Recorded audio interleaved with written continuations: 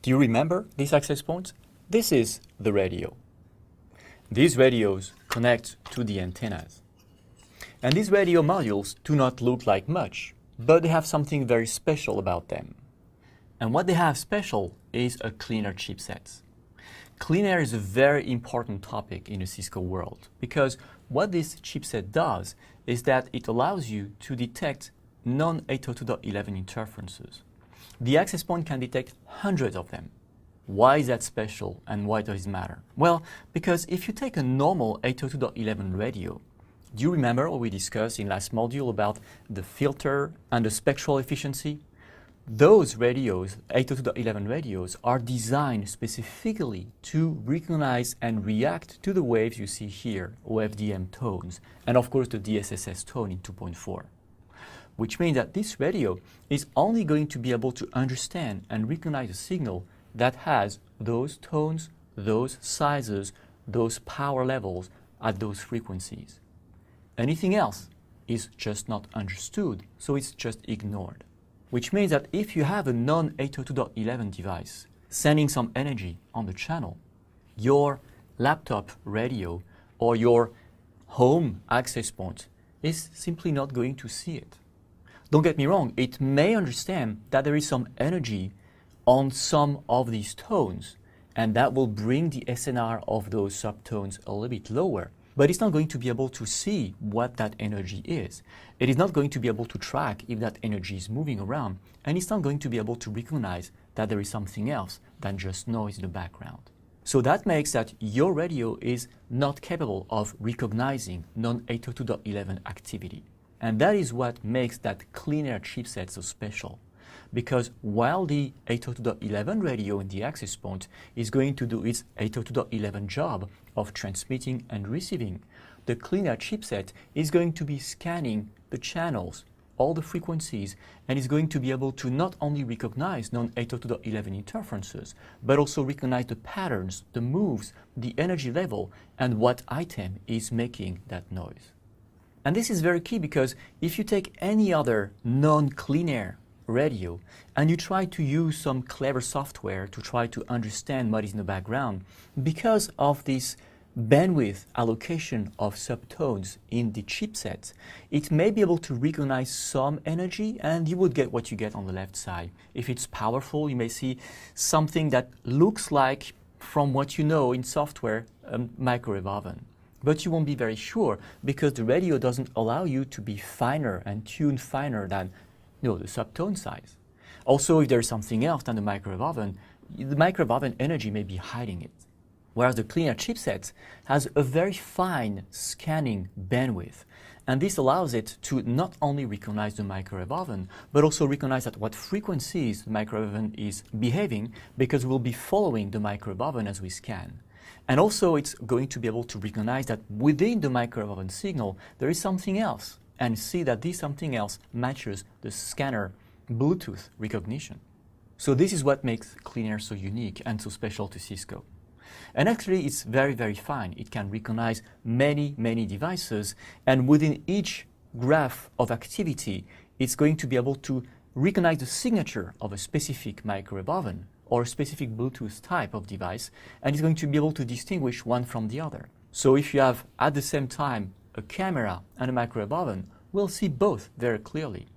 What is even better is if you have two microwave ovens or two cameras on the same frequency, we'll also be able to recognize the pattern of one from the pattern of the other and recognize one from the other. So CleanAir is critical, and that's big power of Cisco networks, and you're supposed to understand CleanAir pretty well. The only thing about CleanAir that is a bit complicated is that it has a lot of terms, but they are logical if you take them one after the other. The first one, of course, is spectrum intelligence. Well, spectrum intelligence is the intelligence of what happens in your spectrum, the ability to recognize non-802.11 and 802.11 activities. That's basically CleanAir. Spectrum intelligence is what CleanAir does. So the CleanAir chipset is going to scan the bands and it's going to recognize sources of interference. And for each of them, it's going to determine how much that interferer is affecting the channel. And it's going to allocate to that interferer a severity index. The higher the index, the more severe the interference is and the more damaging it is to your network. A severity of 100, that channel cannot be used. Severity of 0, there is no impact.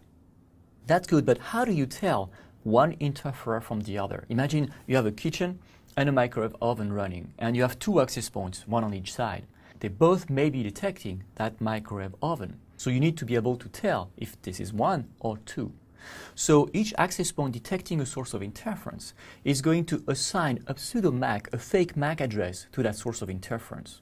We do that, of course, because a microwave oven today doesn't have a MAC address. But the MAC address, the pseudo MAC address, is a way to assign a unique identifier to each source of interference. So once we do that, the access point is going to draft an interference device report, or IDR, that it's going to send to the controller. And that IDR is going to contain the source of interference, its identification, also its severity index, and it's also going to assign to it a pseudo MAC information. That is going to be sent to the controller, and the controller is going to be able to coordinate the information reported by all the access points, and by crossing the information together, we'll be able to tell that this is the same signature seen by both access points. So although each of them reports a different pseudo MAC, it has to be one single source of interference, and it's going to merge these two reports into one interferer. This is a very clever engine, because otherwise you'll be seeing multiple microwave ovens when in fact there is only one. So the ability to recognize this pattern and see that it's the same seen on this AP and on that AP is also very unique. Now, in terms of access points, and we'll see more about that in the upcoming modules, you can set your access points in different modes. The normal standard mode is what we call the local mode. So the local mode access points are going to have two characteristics. One of them is that they spend their time primarily on one channel, because that's where they service clients. So they do scan, but they do not scan very often. The second characteristic is that they send signal, and they send, among other signals, the NDP messages, the neighbor discovery packets we mentioned in the previous lesson. So that makes that these APs are going to be known in terms of which neighbors they have. But there is another mode, which we call the monitor mode. In this mode, the AP is going to be entirely passive and is going to be simply listening. That has two consequences as well. The first one is that the access point is not going to stay on a single channel most of the time. It's going to scan all channels all the time. But also, as it does so, it is not going to send any NDP message out. It's entirely passive. So the controller will have a hard time knowing when that monitor mode access point is compared to the others, because no other access point is going to hear that one AP. So of course, that AP may be able to hear the local mode access point's neighbor discovery packets, but because it doesn't respond back, the others will have a hard time knowing exactly where in the neighborhood that access point stays. So that makes that the controller will have some job to do to combine the reports brought from the monitor mode access points and merge them with the reports coming from the local mode access points. If you have a tool which is called the Mobility Service Engine, which is a sort of location appliance that crunches numbers based on access point detection of MAC addresses and other devices, that Mobility Service Engine will be able to merge these monitor mode access point reports and the local mode AP reports.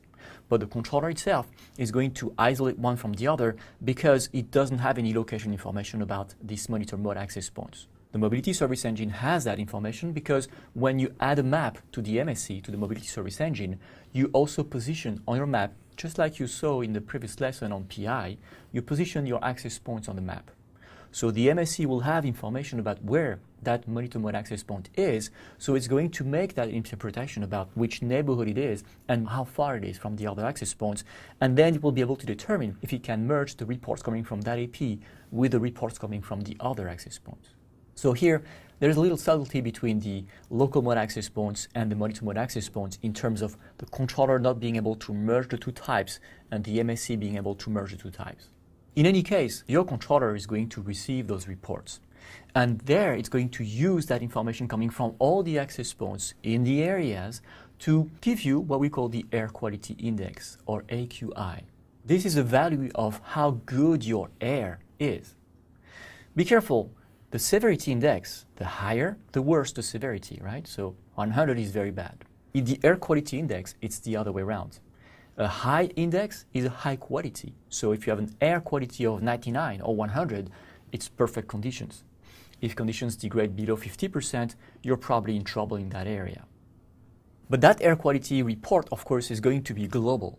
If you use the Mobility Services Engine and use also PI to visualize the heat maps as we were saying in the previous lesson, you can also use that mapping to determine the zone of impact of your source of interference. So that will be a visualization of how far from the source of interference the network will be difficult to use and how far beyond a certain range that interferer is not impacting your network anymore. So to see that zone of impact, you need, of course, to have a graphical representation of your maps, of your heat maps. So that's something you have to have with Cisco Prime Infrastructure or, of course, Cisco Mobility Services Engine. But this is not something you can see directly on the controller.